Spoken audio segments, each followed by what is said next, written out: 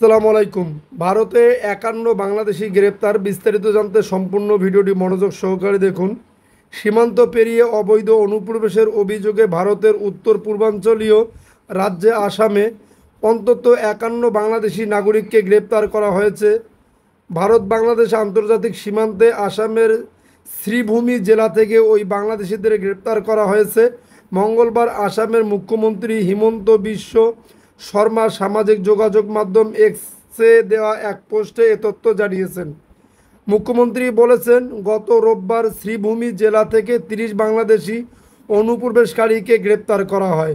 পরে মঙ্গলবার ২৬শে আগস্ট ওই জেলার সীমান্ত থেকে আরও ২১ বাংলাদেশিকে গ্রেপ্তার করা হয়েছে।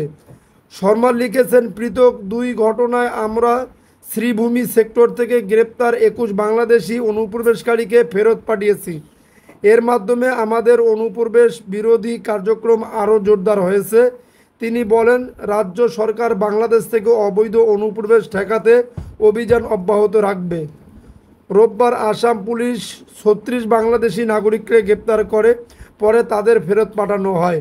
এই বাংলাদেশিদের মধ্যে ৩০ জন শ্রীভূমিতে এবং বাকি ৬ জন দক্ষিণ সালমারা মনকাসার জেলা থেকে গ্রেপ্তার হয়েছেন। গ্রেপ্তারকৃতদের মধ্যে 2 শিশু ছিল।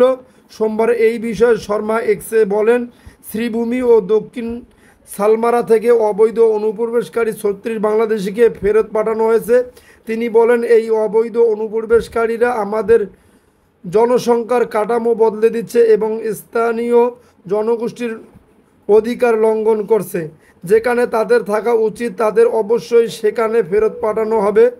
রাজ্য পুলিশের কর্মকর্তারা বলেছেন, রোববার সকালের দিকে শ্রীভূমিতে নারী শিশুসহ অবৈধ অনুপ্রবেশকারী ৩০ বাংলাদেশিকে গ্রেপ্তার করা হয়। পুলিশের এক জ্যেষ্ঠ কর্মকর্তা বলেন, গ্রেপ্তারের আগে তাদের সীমান্তের কাছাকাছি দেখা যায়। ওই বাংলাদেশিরা সম্প্রতি ভারতে প্রবেশ করেছিলেন বলে ধারণা করছে পুলিশ।